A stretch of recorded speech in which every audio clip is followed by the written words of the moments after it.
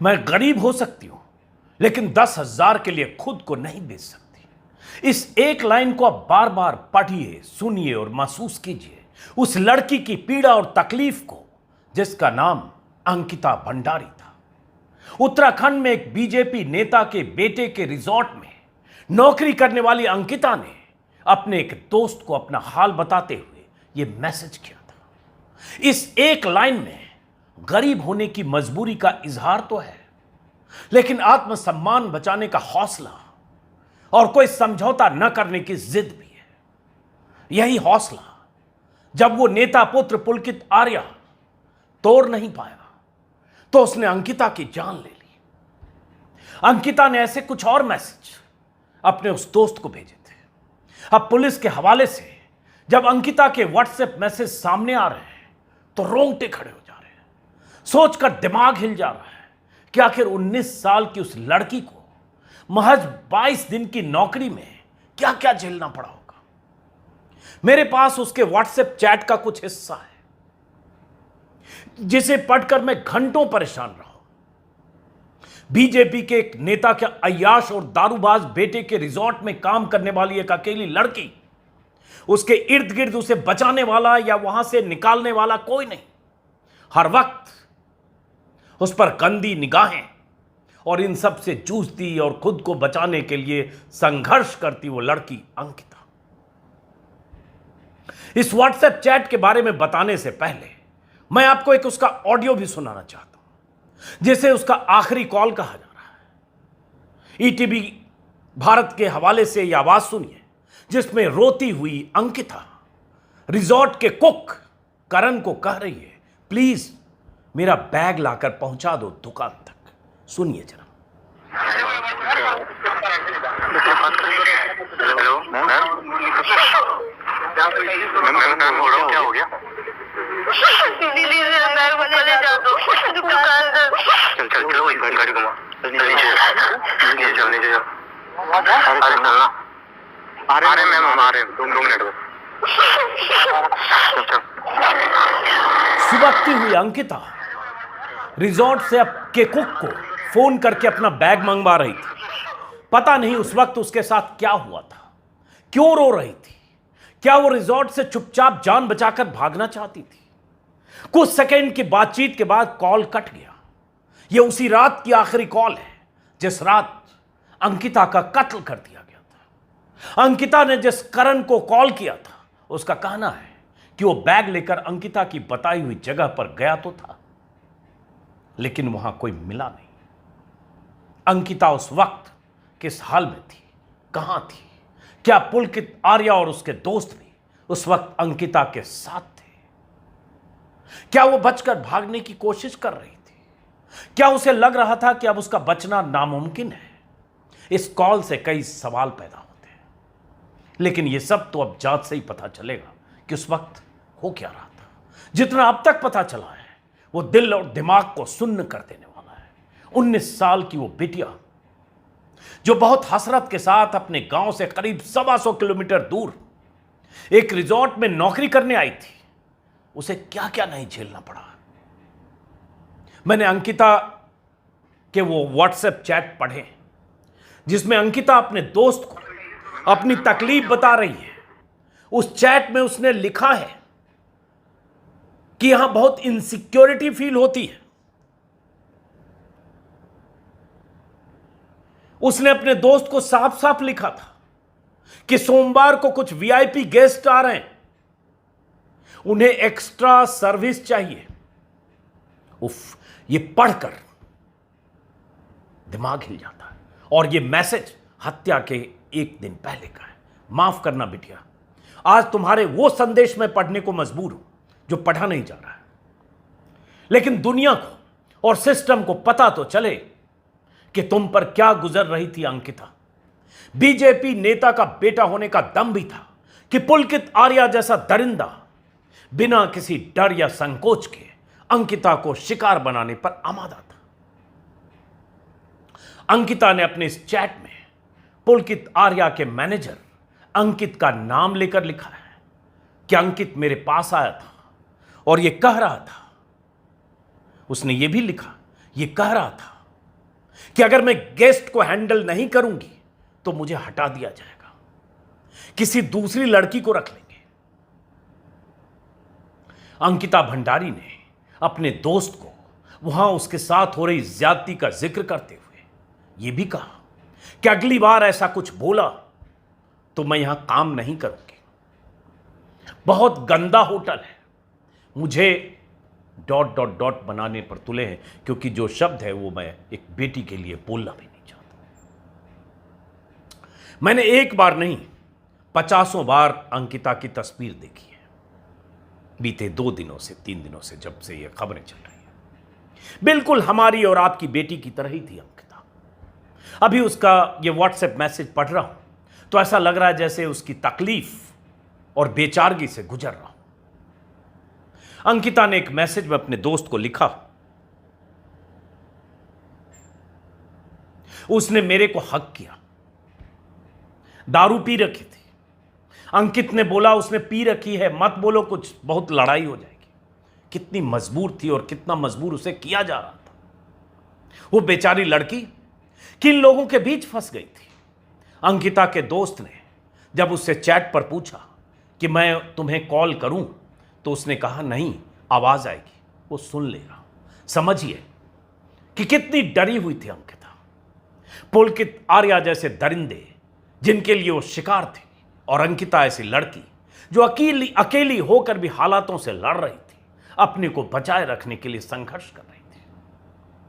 जिस दिन अंकिता की हत्या हुई है 18 सितंबर, उस दिन भी अंकिता ने पुलकित आर्या और उसके गुर्गों की हरकतों का विरोध किया और उन्हें एक्सपोज करने की चेतावनी दी।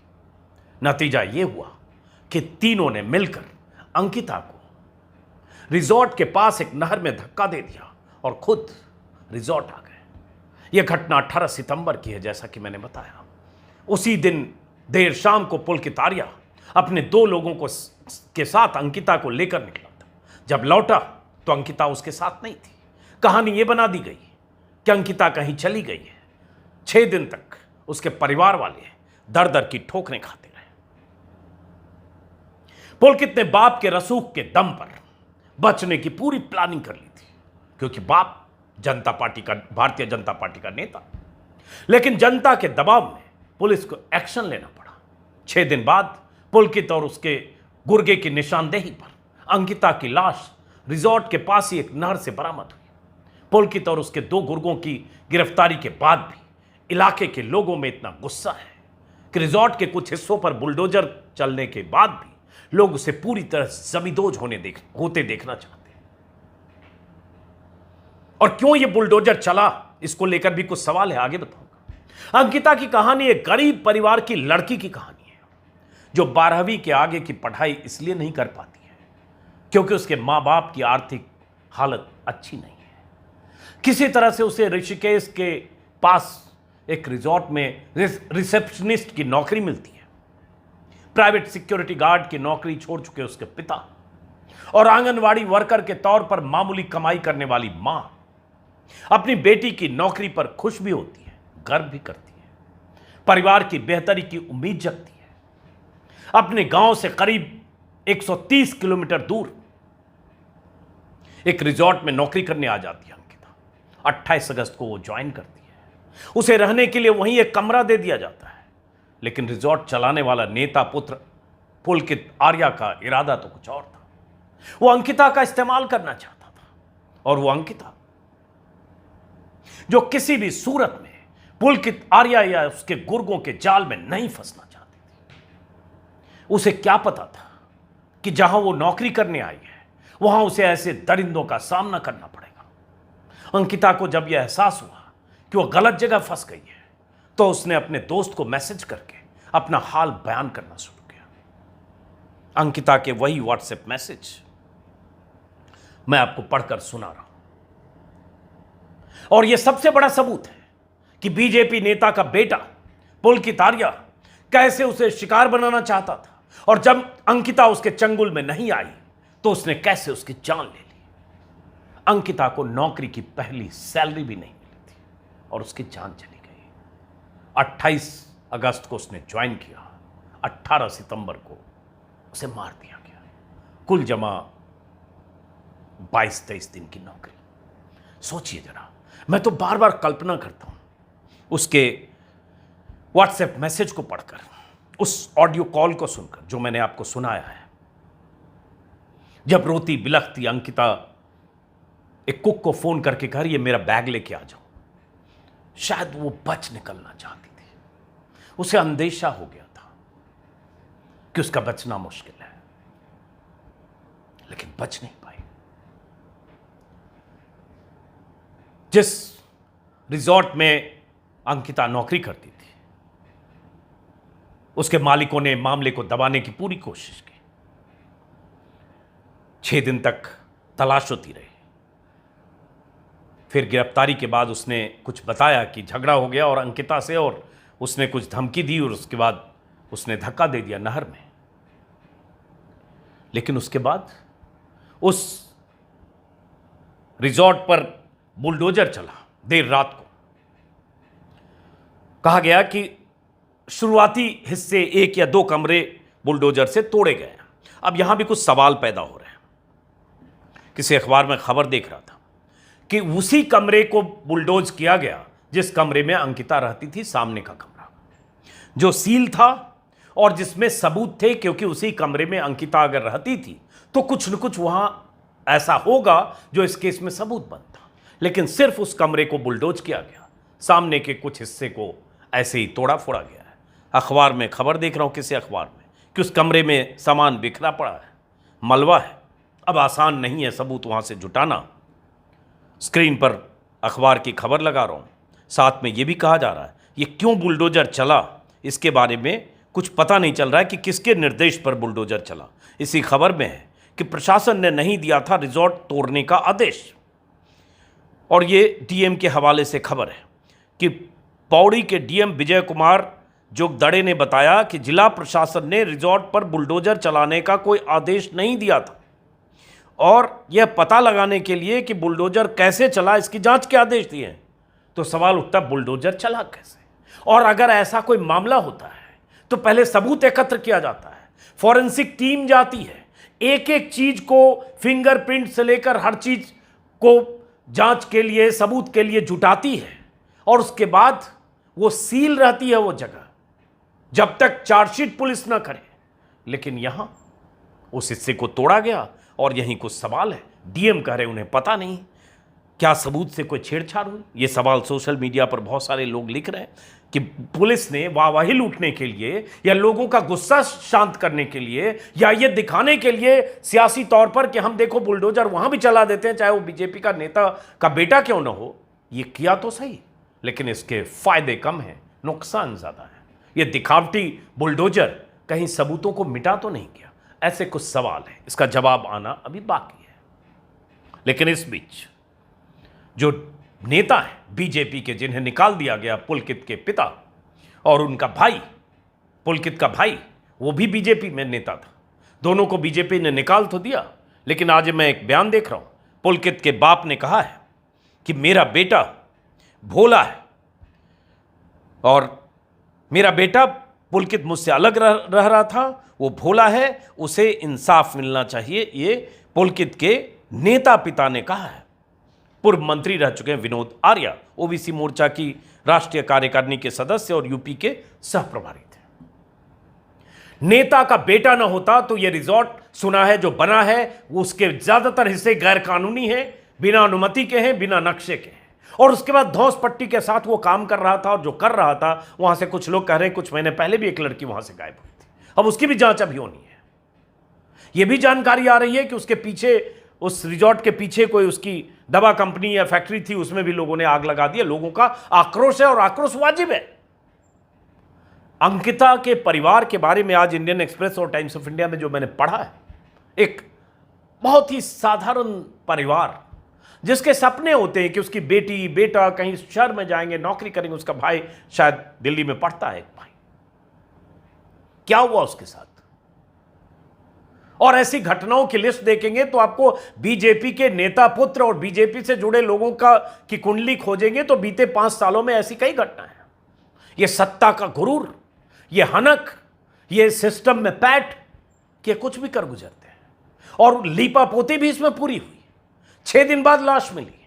पहले दिन उसकी पिटाई ठुकाई होती तो शायद पहले दिन कबूल था, लेकिन पुलिस की लापरवाही, सुस्ती, तो उसका एक कहा गया, जो मैं देख रहा हूं, मुझे इसके बारे में बहुत ज़्यादा जानकारी नहीं थी, कि उत्तराखंड के 61% हिस्सों में आज भी राजस्व पुलिस काम करती है, पटवारी की पुलिसिंग की व्यवस्था है, और उस इलाके में और शुरुआती जांच, FIR सब पटवारी करता है, और वो जिलाधिकारी DM को रिपोर्ट करता है। इस केस में भी ये राजस्व पुलिस के हिस्से इलाके में था ये रिजॉर्ट, जिस रिजॉर्ट में ये मामला हुआ, और राजस्व पुलिस पटवारी उसकी जांच करता है। इस मामले में भी पटवारी ने बहुत ढीला ढाला रवैया अख्तियार किया। पटवारी, लेखपाल, कानूनगो, नायब तहसीलदार, ये सब होते हैं, और जिनका काम रेवेन्यू वसूलना है, लेकिन वो पुलिसिंग का भी काम करते हैं। इस इलाके में भी उनके ढीले रवैये की वजह से इसमें पूरे 5 दिन 6 दिन लगे लाश को निकालने में। अब सवाल यहां से ये है कि पुलकित आर्या तो गिरफ्तार हो गया, लेकिन अंकिता जो ये सब झेलती रही और जिसके साथ ये होता रहा और अंत में इस दुनिया में नहीं है, जरा सोचिएगा कि ये ऊपर बैठे लोग और ऐसे दबंग लोगों के बेटे, या ऐसे नेता पुत्र, या ऐसे रसूखदार सत्ताधारी दल में विनोद आर्या जैसे लोग, जिनका बेटा कोई होटल चलाकर, कोई रिजॉर्ट चलाकर, कोई दबंगई करके, कुछ और करके हमारे और आपके घरों की बेटियों को शिकार बनाता है। सिस्टम उसे बचाने की कोशिश भी करता है, या लापरवाही करता है, या ढीला ढाला रवैया दिखाता है। 6 दिन बाद उसकी गिरफ्तारी होती है। यहां मैं उसके बाद तारीफ भी करूंगा कि चलो पुलिस ने गिरफ्तारी की, कबूल करवाया और ये सारे सबूत आए, लेकिन सवाल ये है कि कहीं बुलडोजर से कुछ सबूत दफन तो नहीं हो गए। बहरहाल इंतजार करेंगे कि फास्ट ट्रैक कोर्ट में जल्दी सुनवाई हो और इस शख्स को, पुलकित आर्या को, अंकित को और उसका एक और साथी, तीनों को सजाए मौत हो। बहुत सारे लोग सजाए मौत के पक्ष में नहीं होते हैं, लेकिन मैं मानता हूं ऐसे दरिद्रों की एक ही सजा है, फांसी। फिलहाल इस वीडियो को खत्म करते हैं, फिर मुलाकात होगी किसी और वीडियो में। नमस्कार।